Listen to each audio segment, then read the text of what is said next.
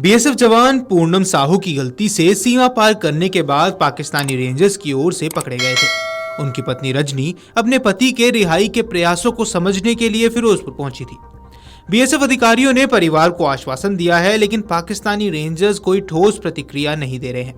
घटना 23 अप्रैल को तब हुई जब बीएसएफ जवान पीके साहू 182वीं बटालियन बॉर्डर के गेट संख्या 208 पर तैनात थे। वे फसल कटाई के दौरान भारतीय किसानों पर नजर रख रहे थे। बीएसएफ किसानों की सुरक्षा भी करती है, लिहाजा तेज गर्मी के मौसम में जवान ने जब पेड़ की छांव में खड़े होने का प्रयास किया तो पाकिस्तानी रेंजर्स ने उसे हिरासत में ले लिया। गलती से पाकिस्तानी सीमा में प्रवेश करने वाले बीएसएफ जवान पीके साहू को वहां के रेंजर्स ने अपने हिरासत में ले रखा है। यह घटना 23 अप्रैल की है। अब 12 दिन यानी 288 घंटे बीत जाने के बाद भी पाकिस्तानी रेंजर्स बीएसएफ जवान की रिहाई को लेकर कुछ नहीं बोल रहे हैं। जवान की सकुशल रिहाई के लिए बीएसएफ द्वारा लगातार प्रयास जारी है। अंतर्राष्ट्रीय बॉर्डर पर बीएसएफ रोजाना 2 से 3 बार सीटी बजाकर या डंडा दिखाकर पाकिस्तानी रेंजर्स से बातचीत का सिग्नल भेजती है। कई बार फ्लैग मीटिंग भी हो चुकी है। सूत्रों का कहना है कि जवान की रिहाई के लिए सभी तरह के प्रयास किए जा रहे हैं। वहीं पाकिस्तानी रेंजर्स के लिए लंबे समय तक बीएसएफ जवान को अपने कब्जे में रखना संभव नहीं होगा।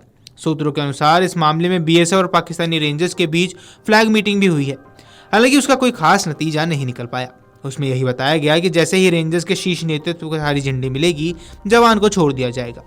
बीएसएफ अपने जवान की रिहाई के लिए कोई भी कसर बाकी नहीं रख रहा है। बॉर्डर पर रोजाना ही बीएसएफ की तरफ से जवान की रिहाई का प्रयास किया जा रहा है। मसलन बॉर्डर पर सीटी बजाकर पाकिस्तानी रेंजर्स को बुलाने की कोशिश होती है। एक ही दिन में कई बार सीटी बजाने की प्रक्रिया को भी दोहराया जाता है। इतना ही नहीं, फ्लैग मीटिंग के लिए सीटी बजाने के अलावा झंडे भी दिखाए जाते हैं। बीएसएफ का मकसद है कि किसी भी तरह से पाकिस्तानी रेंजर्स बातचीत के लिए सामने आए। जब एक बार सीटी की आवाज का पाकिस्तान की तरफ से कोई जवाब नहीं मिलता है तो कुछ समय बाद दोबारा से जवान वहां पर पहुंचते हैं। सूत्र बताते हैं कि पाकिस्तानी रेंजर्स फ्लैग मीटिंग से दूर भाग रहे हैं। रेंजर्स की तरफ से कोई ठोस रिस्पॉन्स नहीं मिल पा रहा है। ऐसा लग रहा है कि जानबूझकर पाकिस्तानी रेंजर्स फ्लैग मीटिंग को तवज्जो नहीं दे रहे हैं। सूत्रों के मुताबिक बीएसएफ के जवान की रिहाई सुनिश्चित करने के लिए डिप्लोमेटिक चैनल की भी मदद लेने की बात अब सामने आई है। बीएसएफ के पूर्व अफसरों का कहना है कि गलती से एक दूसरे देश की सीमा में चले जाना कोई बड़ा अपराध नहीं है। पहले भी दोनों पक्षों को ऐसी स्थिति का सामना करना पड़ा है, कई बार तो कुछ घंटों बाद ही, और वो भी एक ही फ्लैग मीटिंग में मामला निपट जाता है। इस बार पहलगाम आतंकी हमले के बाद भारत ने पाकिस्तान के प्रति जो सख्त रवैया अपनाया है, उसके चलते बीएसएफ जवान की वापसी में देर हो रही है। हालांकि पाकिस्तान को देर सवेर बीएसएफ जवान को वापस करना ही होगा। आपको बता दें कि ये घटना 23 अप्रैल को तब हुई जब बीएसएफ जवान पीके साहू 182वीं बटालियन बॉर्डर गेट संख्या 208 पर तैनात थे। वे फसल कटाई के दौरान भारतीय किसानों पर नजर रख रहे थे। अब बीएसएफ किसानों की सुरक्षा भी करती है, लिहाजा तेज गर्मी के मौसम में जवान ने जब पेड़ की छांव में खड़े होने का प्रयास किया तो पाकिस्तानी रेंजर्स ने उसे हिरासत में ले लिया। उसकी सर्विस राइफल भी जब्त कर ली गई। बताया जाता है कि वह कुछ समय पहले से ही क्षेत्र में तैनात हुआ था।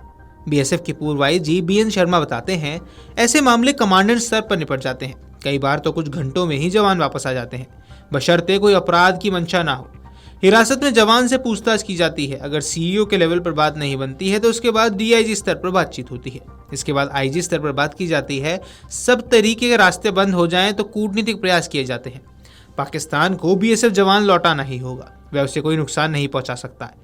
वजह, उसने जवान को लेकर खुद ये बात स्वीकार की है कि जवान उनकी हिरासत में है। इतना ही नहीं, उसके बाद पाकिस्तान की जिम्मेदारी है कि जवान को पूरी तरह से सुरक्षित रखना है।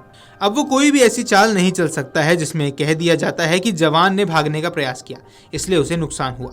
उसे जवान पर हर पल नजर रखनी होगी। अगर जवान खुद को भी कोई नुकसान पहुंचाता है तो उसकी जिम्मेदारी भी पाकिस्तान की होगी।